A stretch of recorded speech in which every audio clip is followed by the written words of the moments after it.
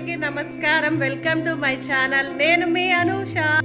ఏపీలో ration card ఉన్నవారికి CM Chandrababu ఒక మంచి శుభవార్తను చెప్పారు. ఇప్పటి వరకు కూడా చౌక ధరల దుకాణాలలో కేవలం బియ్యం మాత్రమే పొందారు రేషన్ కార్డుదారులు. అయితే ఇప్పుడు ఆంధ్రప్రదేశ్ లో కొత్తగా ఏర్పడిన ఎన్డీఏ ప్రభుత్వం పేద ప్రజలకు తీపి కబురు చెప్పింది. ఏపీలో రేషన్ కార్డు ఉన్న ప్రతి ఒక్కరికి బియ్యంతో పాటు కందిపప్పు ఇంకా చక్కెరని పంపిణీ చేస్తామని ఏపీ ముఖ్యమంత్రి చెప్పారు. ఇక రాష్ట్రంలో రేషన్ కార్డులు ఉన్న వారికి ఈ సౌకర్యం కల్పిస్తామని జూలై 1 నుంచి ఈ పప్పు పంచదార ఇవ్వాలని ఆదేశాలు జారీ చేశారు. ముఖ్యమంత్రి చంద్రబాబు ఆదేశాల మేరకు పౌర సరఫరాల శాఖ అధికారులు రేషన్ కార్డుదారులకు పంచదార, బియ్యం ఇంకా కందిపప్పు అందించాలని సూచించారు. ఇవన్నీ కేవలం వైట్ రేషన్ కార్డు ఉన్న వాళ్ళకే అందిస్తారని తెలుస్తుంది. పౌర సరఫరాల శాఖ మంత్రి నాదెండ్ల మనోహర్ గుంటూరు, తెనాలి రేషన్ సరుకులు నిల్వ చేసిన గోదాంలో తనిఖీలు చేశారు. వీటిలో కొన్ని అవకతవకలు జరిగినట్లు ఆయన గుర్తించారు. ఈ క్రమంలో కీలక నిర్ణయం తీసుకున్నారు. జరిగిన అవకతవకలలో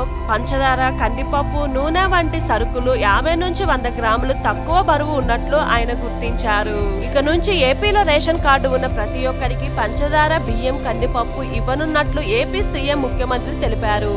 ఇదండి ఈ వీడియోపై మీ అభిప్రాయాన్ని నాకు కామెంట్ సెక్షన్ లో కామెంట్ చేయండి.